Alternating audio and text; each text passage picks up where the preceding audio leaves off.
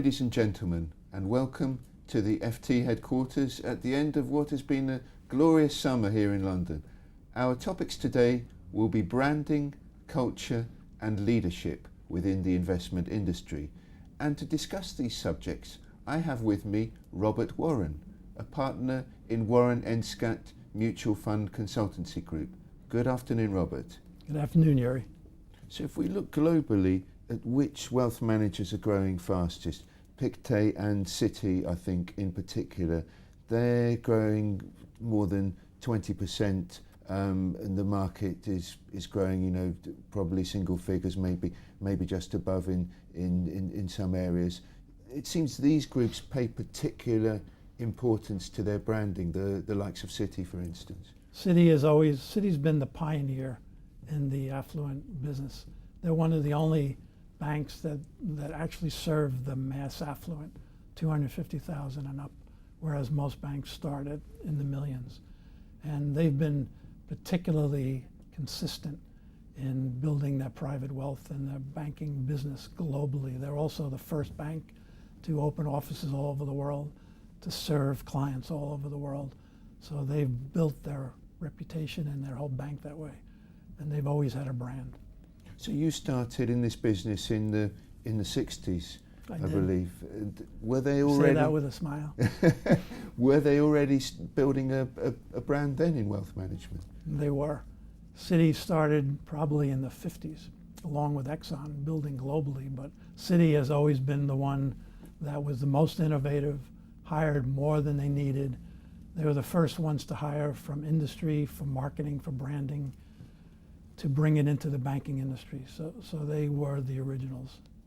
And in terms of this innovation which you talk about, which are the key innovations you've seen in the wealth and investment industry since the 60s? There's ETFs, which have been a real transformational play in the last few years. What are the particular highlights that you've noticed?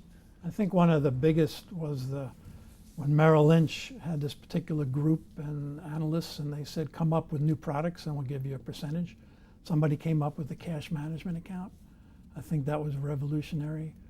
I think when some of these really, really smarter than even some of the real smart people, created junk bonds like Milken, created derivatives like the financial engineering groups at Bank of Trust. Although he ended up in jail for a few years, as I remember. Yeah, unfortunately, but he was creative, and I guess the government didn't like that too much, the SEC, but he was creative and he changed the industry. He enabled mergers and acquisitions through junk bonds. He enabled companies to do things that they never would have been able to do with just banks, with just lending. So do you think, Robert, that asset managers are far from boring? I mean, you've set up this series of films recently which you've helped students make. There was one I saw, I think it was Stocktopus, was it a pun on one of the James Bond films with the agent 007%? Right.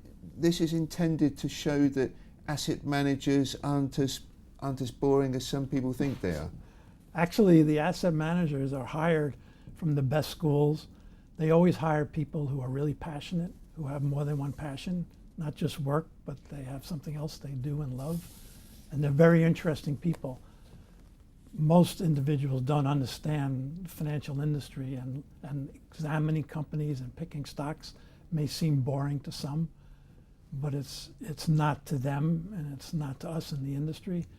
But to make films, to make people aware that there is a financial services industry, that there is a good way to take care of your money, and what is money, and what is the time value of money, and what is earning interest, and what's the best way to earn interest.